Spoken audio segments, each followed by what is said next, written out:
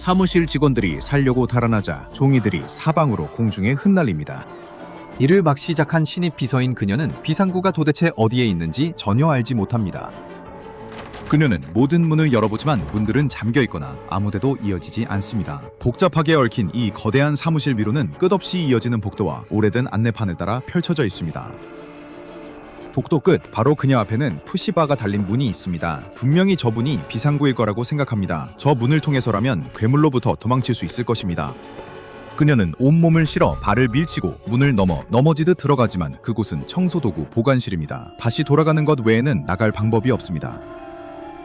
그곳에 누워 대걸레와 청소용품들 사이에 널브러진 채로 비서는 몸을 돌려 복도 쪽을 바라봅니다. 어떻게 된 일인지 그녀는 아직도 손에 스타벅스 아이스라떼를 들고 있습니다. 모퉁이 너머로 갈라진 혀가 나타나고 이어서 납작한 코, 길고 면도날 같은 이빨, 그리고 텅 빈 파충류의 눈이 모습을 드러냅니다.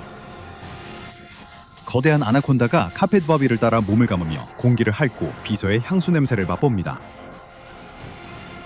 그녀는 비좁은 청소도구 보관실 안에 웅크리고 누워 아무 힘도 쓸 수 없습니다. 거대한 뱀이 그녀를 향해 미끄러지듯 다가옵니다.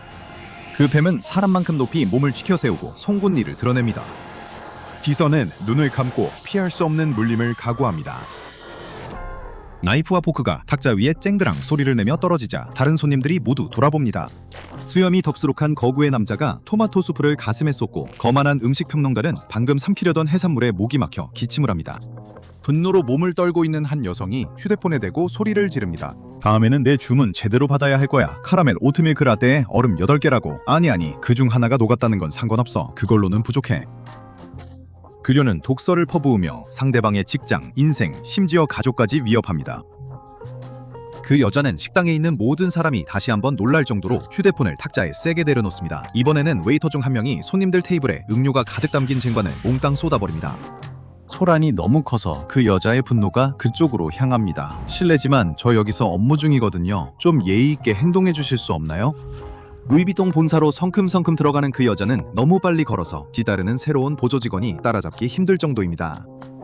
비서가 상사의 일정을 읊으면서도 고용계약서에 서명을 하느라 최선을 다해 멀티태스킹을 하고 있습니다. 1시부터 1시 30분까지 디자인 미팅, 1시 30분부터 1시 45분까지 퍼스널 트레이너와 요가, 그리고 최신 동물 학대 스캔들에 선제적으로 대응하기 위한 긴급 회의가 있습니다. 그 여성은 이번에 동료들이 어떤 문제에 대해 불평하고 있는지 파악하는 데 애를 먹고 있습니다. 향수 라인의 동물 실험 문제일 수도 있고 최근에 단종된 뱀 가죽 러그일 수도 있으며 겨울 컬렉션을 위해 막 발표한 북극곰 스카프일 수도 있습니다. 그녀는 벌써 두통이 밀려오는 것을 느낍니다. 새 비서가 엘리베이터에 타면서 그녀에게 아이스 커피를 건넵니다. 그녀는 한 모금 마시고는 아예 마시고 싶지 않다고 생각하며 자신의 층에 도착하자마자 그 커피를 쓰레기통에 버립니다. 그녀는 동물 보호 운동가들과 그들의 과민함에 대해 불평을 쏟아내려던 참이었는데 그때 냄새가 그녀를 덮칩니다. 사무실 문을 여는 순간 썩은 생선 냄새가 그녀의 코를 강타합니다. 사무실 바닥에는 600파운드짜리 참치 한 마리가 천장을 멍하니 바라보며 누워 있습니다. 여자는 너무 충격을 받아서 이번만큼은 소리를 지르지 않고 그저 놀란 채로 바라봅니다. 뉴욕에서 35년을 살아오면서 아무도 그녀에게 아니요 라는 말조차 해본 적이 없었고 이런 장난을 친 적은 더더욱 없었습니다. 그녀는 돌아서서 자신의 개인 비서에게 이름이 뭐냐고 묻습니다. 멜라니입니다. 그 불쌍한 소녀는 겁에 질려 있습니다. 그녀는 멜라니에게 왜 자신의 사무실에 물고기가 있는지 묻고 그 소녀가 대답도 하기 전에 무자비한 기업 폭군은 그녀를 그 자리에서 해고합니다. 멜라니는 아직 계약서에 서명도 하지 않았습니다. 비서 멜라니가 방을 나가자 그 여자는 거대한 참치와 단둘이 남게 되고 분노가 속에서 끓어오릅니다. 죽은 동물을 내려다보니 그 아래에는 구겨진 크림색 실리콘 덩어리와 몇 벌의 젖은 옷가지가 보입니다. 그녀는 담배 홀더 끝을 이용해 구겨진 실리콘을 끌어내며 물고기 밑에서 꺼내려고 합니다. 이상하군요. 마치 할로윈 가게에서 파는 인간 가면처럼 보이지만 전신 슈트입니다. 사실 그녀의 혁신 및 제품 디자인 책임자와 놀라울 정도로 비슷하게 생겼습니다. 그 옆 바닥에는 작고 순해 보이는 무언가가 놓여 있습니다. 지퍼의 일부로 보기에는 부러진 것 같습니다. 검은 금속은 약간 휘어져 있고 가장자리가 닳아 있습니다. 값싸고 오래된 것처럼 보입니다. 이 사무실 반경 5마일 이내에서는 전혀 볼 수 없을 법한 재질입니다. 그녀는 지퍼를 집어 손가락 사이로 굴립니다. 두통이 다시 찾아왔습니다. 그녀는 커피가 필요합니다. 인터폰 버튼을 누르며 새 비서에게 당장 커피를 사오라고 요구하지만 몇 분 전에 이미 그 비서를 해고했다는 사실을 잊고 있습니다. 최상층 사무실 창가로 걸어가면서 그녀는 한참 아래에 있는 수많은 동물권 시위대들을 내려다봅니다. 그동안 내내 손가락 사이로 지퍼를 굴리고 있습니다. 엄지손가락이 약간 가렵습니다. 짜증스럽게 금속 지퍼 손잡이를 내려다보던 그녀는 지퍼가 어쩐 일인지 자신의 피부에 박혀버린 것을 발견합니다. 당황한 그녀는 더 잘 보기 위해 가까이 몸을 숙이고 약간 사시가 됩니다. 그녀가 그렇게 세게 쥐고 있었을 리가 없는데 정말 그랬던 걸까? 조심스럽게 그 여성은 지퍼를 빼내려고 시도하지만 지퍼는 전혀 움직이지 않고 그녀의 피부만 잡아당깁니다. 희미한 공포감이 그녀의 가슴에서 차오르기 시작합니다. 그녀는 다시 한번 지퍼를 잡아당기며 온 힘을 다해 살에서 떼어내려고 하지만 지퍼는 꼼짝도 하지 않습니다. 그러다 두 번째 생각이 그녀의 머릿속에 떠오릅니다. 만약 그냥 여자는 지퍼를 엄지손가락을 따라 아래로 내립니다. 지퍼는 부드럽게 미끄러지며 마치 우비를 열 때 사용하는 지퍼처럼 느껴집니다. 하지만 지퍼가 엄지손가락을 따라 움직일 때 피부 자체가 갈라지며 벌어지고 그 안에는 어둡고 텅 빈 공간만이 남아 있습니다. 그녀의 피부층이 마치 고무로 만들어진 것처럼 벗겨지고 엄지손가락의 틈새에서 김이 휙 하고 뿜어져 나옵니다. 지퍼가 그녀의 손바닥에 도달하자 그녀의 엄지손가락은 힘없이 축 늘어져 텅 비어있고 마치 그 안에 아무것도 없었던 것처럼 보입니다. 그녀의 눈이 놀라움으로 크게 뜨입니다. 그녀는 계속해서 지퍼를 손바닥을 가로질러 손목을 지나 팔꿈치 쪽으로 올려갑니다. 지퍼가 올라갈 때마다 그 틈새로 부드러운 김이 계속 빠져나오고 금속 이빨이 줄지어 드러납니다. 그녀는 멈출 수 없습니다. 지퍼는 그녀의 이두근을 타고 어깨 쪽으로 미끄러져 올라갑니다. 마지막으로 그녀는 지퍼를 쇄골을 가로질러 올리고 바닥에 쓰러져 축 늘어집니다. 빈 피부 더미가 그녀의 사무실 바닥에 구겨진 채로 놓여 있습니다. 여초 동안 아무것도 움직이지 않습니다. 그러다 피부의 중앙이 약간 움직이는데 마치 그 안에 무언가가 움직인 것처럼 보입니다. 똑같은 일이 계속 반복됩니다. 그때 마침 그 여성의 새로운 비서가 손에 커피를 들고 자랑스럽게 들어옵니다. 왜 이렇게 어두운 거지? 불이 왜 꺼진 거야? 그녀는 분명히 무슨 이상 증세를 겪었던 것 같습니다. 넘어졌던 기억은 없지만 지금 이렇게 완전한 어둠 속에서 바닥에 누워 있습니다. 그녀가 기억할 수 있는 유일한 것은 그 지퍼를 환각으로 본 것이었습니다. 그 여성은 이리저리 몸을 움직이며 방향을 잡으려고 합니다. 그녀는 팔을 뻗어 일어나려고 시도하지만 할 수 없습니다. 그녀는 다른 팔도 움직여봅니다. 역시 아무것도 없습니다. 전혀 움직이지 않습니다. 생각해보니 그녀는 자신의 팔조차 느낄 수 없습니다. 혹시 다리는 거기도 마찬가지입니다. 그녀는 착지할 때 머리를 땅에 꽤 세게 부딪혔음이 틀림없습니다. 아마 뇌진탕이 온 것 같습니다. 여자는 최대한 똑바로 앉으려고 애쓰다가 그게 사실 꽤 쉽다는 걸 알게 됩니다. 그녀의 등은 아무런 힘도 들이지 않고 자연스럽게 휘어지고 원하는 각도로 자유롭게 비틀립니다. 그동안 했던 요가가 효과를 본 모양입니다. 갑자기 그녀는 앞에 희미한 빛이 있는 것을 어렴풋이 알아차립니다. 영화에서 항상 하는 뻔한 말이 뭐였죠? 빛으로 가지 말라고요? 그런 건 신경 안 써요. 지금 그녀가 볼 수 있는 건 앞에 있는 빛뿐입니다. 아무 생각 없이 그 여자는 목을 앞으로 뻗어보는데 목이 아주 쉽게 그리고 놀랄 만큼 멀리까지 움직입니다. 분명 뇌진탕이 온 게 틀림없어요. 원하는 방향으로 거의 미끄러지듯 움직이는 기분입니다. 그녀는 그냥 머리를 움직이기만 해도 온몸이 아무런 힘도 들이지 않고 그 방향으로 미끄러지듯 움직이는 것을 느낍니다. 그녀가 바라보고 있던 그 빛나는 점이요? 그건 터널 끝에 있는 신비로운 빛 같은 게 아닙니다. 그녀를 덮고 있던 무언가의 틈새입니다. 그 여자는 머리를 내밀고 신선한 공기를 들이마시며 자신이 파묻혀 있던 그 정체 모를 덩어리의 나머지를 떨쳐내려고 애씁니다. 그게 실리콘이었을까요?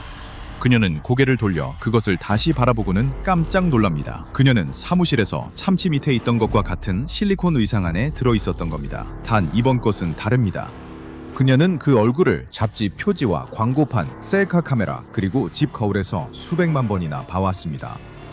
그녀는 구겨진 자신의 껍데기를 바라보고 있습니다. 비명이 그녀의 머릿속을 가득 채우고 그녀는 갑자기 시선을 돌려 문간에 서 있는 개인 비서가 손에 라떼 한 잔을 든 채 떨고 있는 모습을 봅니다. 그래, 좋은 소식이군요. 여자는 PA에게 말을 하려고 입을 열지만 말이 나오지 않습니다. 그녀는 폐를 짜내고 성대를 움직이려고 애쓰지만 겨우 낼 수 있는 소리는 부드러운 쉭쉭 거림뿐입니다. 그때 그녀는 벽에 걸린 거울에서 자신의 모습을 보고 생기 없는 파충류의 눈과 거대하게 휘어진 아나콘다의 송곳니가 자신을 바라보고 있는 것을 봅니다.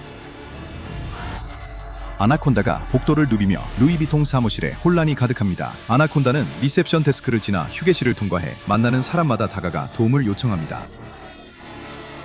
뱀은 최대한 침착하고 순진해 보이려고 애쓰며 사람들에게 자신이 위협이 되지 않는다고 안심시킵니다. 하지만 입을 열 때마다 누구나 볼 수 있는 것은 자신들을 향해 곧게 뻗은 거대한 이빨뿐이기 때문에 그건 매우 어려운 일입니다. 몇 분 만에 모두가 대피한 것처럼 보이고 뱀은 혼자 남아 복도를 구불구불 지나가며 최대한 당황하지 않으려고 애씁니다. 그때 그녀는 자신의 비서가 청소도구실에 무력하게 누워있는 것을 발견합니다. 그녀는 그 소녀가 도망칠 곳이 없다는 것을 보고 안도의 한숨을 쉽니다. 이제 그녀와 대화하는 것이 쉬울 것이라고 생각합니다. 뱀이 급히 다가와 우뚝 서서 소녀를 내려다봅니다. 그녀는 입을 벌리고 가까이 다가가 소녀의 손에서 아이스라떼를 가져갑니다. 컵을 카펫 위에 조심스럽게 내려놓은 뱀을 빨대를 통해 커피를 조금 빨아 마십니다. 그녀의 혀에 있는 과민한 미각 수용체와 끔찍하게 충돌하며 그 맛은 정말 형편없습니다. 그녀는 뱉어내려고 하지만 뱀의 입 구조가 자신의 것과 매우 다르다는 것과 그 동작이 그렇게 쉽지 않다는 것을 깨닫습니다. 게다가 그녀는 자신이 진짜 누구인지, 이 소녀를 설득할 희망이 조금이라도 있다면 그 스타벅스 컵에서 한 모금 마시는 것이 아마도 가장 좋은 기회라는 것을 깨닫습니다. 최대한 작아 보이려고 몸을 동그랗게 만 채 뱀은 커피를 홀짝이며 PA를 안심시키려는 듯 바라봅니다. 아주 천천히 그녀는 소녀가 무슨 일이 벌어졌는지 깨닫기 시작하는 기색이 얼굴에 떠오르는 것을 볼 수 있습니다. PA는 떨리는 손으로 핸드백에 손을 넣어 노트와 펜을 꺼내 뱀에게 건넵니다. 진행이 느리고 많은 노력이 필요합니다. 하지만 뱀은 결국 꼬리의 운동 기능을 충분히 제어해서 펜을 잡고 몇 마디를 휘갈겨 쓸 수 있게 됩니다. 해충 방제팀이 도착해서 그녀를 마취시키기 직전에 말이죠. 3주 동안 아나콘다는 뉴욕시 동물관리센터에 감금되어 있습니다. 센터는 거대한 뱀을 다룰 장비가 갖춰져 있지 않아서 결국 그녀를 가장 큰 개우리에 넣게 되었고 그녀가 몸을 잘 말아야 겨우 들어갈 수 있을 정도였습니다. 하루에 3번 사육사 중 한 명이 그녀에게 생고기 덩어리를 던져줍니다. 그녀는 항상 레어 스테이크를 좋아했었습니다. 하지만 생고기가 이렇게 맛있을 줄은 전혀 몰랐죠. 식사 시간만 빼면 그녀는 비참합니다. 그곳의 직원들에게 자신이 진짜 지성을 지닌 여성임을 전달하기 위해 할 수 있는 모든 것을 하고 있습니다. 지성을 지닌 여성일 뿐만 아니라 세계에서 가장 큰 하이패션 브랜드 중 하나의 대표이기도 하다는 것을, 그녀는 곧 자신이 벽에 대고 말하고 있다는 사실을 깨닫게 됩니다. 정확히 말하자면 벽을 향해 쉑쉑 거리고 있었던 거죠. 생각할수록 그녀의 상황은 지난 몇 달 동안 여러 기획회의에서 자신의 책상 위로 건네졌던 몇몇 사진들을 떠올리게 합니다. 극동에 있는 그녀, 회사의 공장을 방문한 잠입지자들이 촬영한 사진들, 그곳에는 살아있는 동물들이 우리에 갇혀있는 모습이 담겨 있었습니다. 그 동물들은 가죽을 얻기 위해 죽임을 당하거나 화학약품을 뿌려 피부에 발진이 생기는지 실험을 당하기도 했습니다. 바닥에 누워있다가 그녀는 뱀에게는 눈물관이 없다는 사실을 알게 되었습니다. 그녀는 뱀에게 눈물이 있었으면 좋았을 거라고 생각했습니다. 그랬다면 자신의 감정도 조금은 흘려보낼 수 있었을 테니까요. 뉴스가 보도되자 재단은 신속하게 움직였습니다. 요원들은 몇 시간 만에 사무실을 들락날락했습니다. 지퍼는 밀봉된 가방에 넣어져 바로 사이트 64로 옮겨졌고 그 이후로는 표준 지급 사물함에 보관되어 있습니다. SCP-3660이 정확히 어떻게 작동하는지 확인하기 위해 일련의 실험 세션이 마련되었습니다. 지퍼가 인간의 피부에 닿는 즉시 그것은 스스로 박혀버립니다. 실험 대상자들은 통증이나 불편함은 전혀 느끼지 않고 단지 혼란스러움만을 보고합니다. 그래서 지퍼가 그렇게 깊숙이 박힐 수 있었던 겁니다. 소수의 실험 대상자들만이 약간의 가려움과 그 느낌을 해소하기 위해 지퍼 손잡이를 잡아당기고 싶은 충동을 느꼈다고 보고했습니다. 지퍼는 마치 자켓이나 후드티에 달려있는 것처럼 피부 바로 아래층에 위치해 있습니다. 만약 10분 이내에 손대지 않고 그대로 두면 SCP-3660은 스스로 활성화되어 실험 대상자의 피부를 따라 천천히 움직이며 대상자를 지퍼처럼 열어버립니다. 이 과정에서 대상자는 즉시 그리고 역시 고통 없이 동물로 변하게 됩니다. 이 과정은 지퍼가 열리는 동안 피부 아래 내부에서 일어납니다. 기본적인 물리 법칙에 따르면 이렇게 극적이고 빠른 변형에는 막대한 에너지가 필요하며 연구자들은 대상자의 피를 즉시 끓일 만큼 높은 열과 압력이 발생할 것으로 예상했습니다. 하지만 피부가 열릴 때 그 틈으로 증기가 약하게 새어나오는 데서만 비정상적인 열 측정치가 나타났습니다. 피부의 새로운 계구부는 이제 양쪽에 금속 이빨이 줄지어 있으며 피부 자체도 약간 다른 질감과 재질로 변형된 것으로 보입니다. 연구원들은 실험 대상에 비어있는 피부가 다소 기이하게 보이고 느껴진다고 언급합니다. 실험실로 가져온 테스트 샘플을 분석한 결과 복잡한 탄소 기반 다세포 기관이 어떻게든 균질한 실리콘 고무로 변형된 것으로 나타났습니다. 여러 실험에서는 D계급 인원을 저울 위에 올려놓았고 연구원들은 대상이 변신한 동물에 따라 체중이 엄청나게 빠르고 크게 변하는 것을 보고 충격을 받았습니다. 여기서 변신했다는 표현이 정확합니다. 피부의 틈에서 나오는 동물은 완전히 새로운 생명체가 아닙니다. 실험 과정에서 나타나는 모든 생물과 의사소통 방법을 구축하는 것은 어렵습니다. 생성된 동물이 대체로 무작위로 보이기 때문에 실험 결과에 대한 피드백 방법을 마련하는 데 있어 실제로 큰 어려움을 주는 경우가 많습니다. 예를 들어 3명의 피실험자가 다양한 오징어 종으로 변환되어 마르기 전에 신속하게 수중 실험 챔버로 옮겨야 했습니다. 이 실험실 안에 들어가자 오징어들은 분명히 매우 지능적이었지만 어떤 형태의 수화도 구사할 수 없었고 심지어 판자에 글자를 가리킬 수 있는 운동 능력이나 팔다리도 부족했습니다. 하지만 대형 유인원은 훨씬 더 다루기 쉬운 것으로 입증되었습니다. 이들은 빠르게 수화를 익힐 수 있고 목구멍으로 기본적인 모음 소리까지 시도할 수 있습니다. 이 실험을 통해 분명해진 것은 새로 나타난 동물은 자신이 대체한 사람의 기억을 그대로 유지한다는 점입니다. 그 동물은 사랑하는 사람에 대한 동일한 애착, 같은 두려움, 그리고 같은 특이한 성향을 가지고 있습니다. 적어도 이런 것들이 동물의 생물학적 본성과 충돌하지 않을 때는 그렇습니다. 예를 들어 한 실험 대상자는 항상 햄스터에 대해 강한 애정을 가지고 있었습니다. 하지만 그 실험 대상자가 실리콘 피부 더미에서 새매로 변신해 나왔을 때 햄스터와의 관계는 현저하게 달라졌습니다. 실험 내내 그 점에 대해 죄책감을 표현하기도 했습니다. 아무리 노력해도 참매는 기회가 주어질 때마다 햄스터를 먹고 싶은 충동을 억제할 수 없었습니다. 비슷한 경향은 동물들의 짝짓기 행동에서도 관찰할 수 있습니다. 실험 대상자들을 조사한 결과 수컷 개체의 상당수가 먹이와 번식에 대한 충동을 억제하는 것이 새로운 형태에서 가장 통제하기 어려운 부분이라고 보고했습니다. 지금까지 수행된 모든 실험에서 실험 대상자의 빈 피부 주머니에서 나온 것으로 관찰된 것은 오직 양막류, 주종류, 그리고 연골어류뿐이었습니다. 동물들이 나타나는 데에 일정한 패턴이 있는지 확인하기 위한 실험이 계속 진행 중이지만 지금까지는 아무런 패턴도 관찰되지 않았습니다. 특히 기억에 남는 한 실험에서는 D계급 인원 중 한 명의 몸에서 대왕고래가 나오는 일이 있었으며 실험실이 그렇게 큰 생물을 고려하여 설계되지 않았기 때문에 시설에 심각한 손상이 발생했습니다. 그 이후로 재단은 한수섭 연구원이 실험 진행 수준을 축소 보고하고 있었으며 빠르게 64번 기지를 뛰어난 동물들을 위한 SCP 체험 동물원으로 만들고 있다는 사실을 발견한 후로 실험은 일시적으로 중단되었습니다.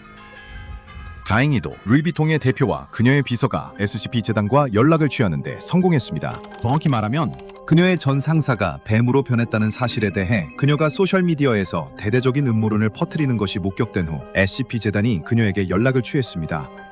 아나콘다는 곧 발견되어 사이트 64로 이송되었습니다. 뱀과의 여러 차례 면담에서 우리는 우리에 갇혀 지내며 겸손해진 동물을 발견했습니다. 몇 시간 동안 수석 연구원들과 협상한 끝에 그녀는 동물학대 반대 자선단체의 홍보 캠페인에 참여하는 조건으로 합의할 수 있었습니다. 그녀는 촬영일에 참석하여 카메라 앞에서 동물들이 실험시설에서 겪는 학대를 보여주는 연기를 하기로 했습니다. 일반 대중은 그 영상이 컴퓨터 그래픽으로 만들어졌다고 믿고 있으며 광고에는 VFX 회사가 크레딧에 올라 있습니다.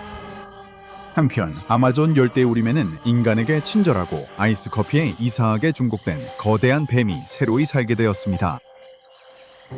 닥터밥의 패트리온을 확인하고 오늘 주니어 연구원이 되어보세요. 이제 닥터밥의 파일에서 또 다른 영상을 시청해보세요. 예를 들어 SCP-1550 닥터 원더테인먼트의 맞춤형 애완동물 같은 영상이 있습니다.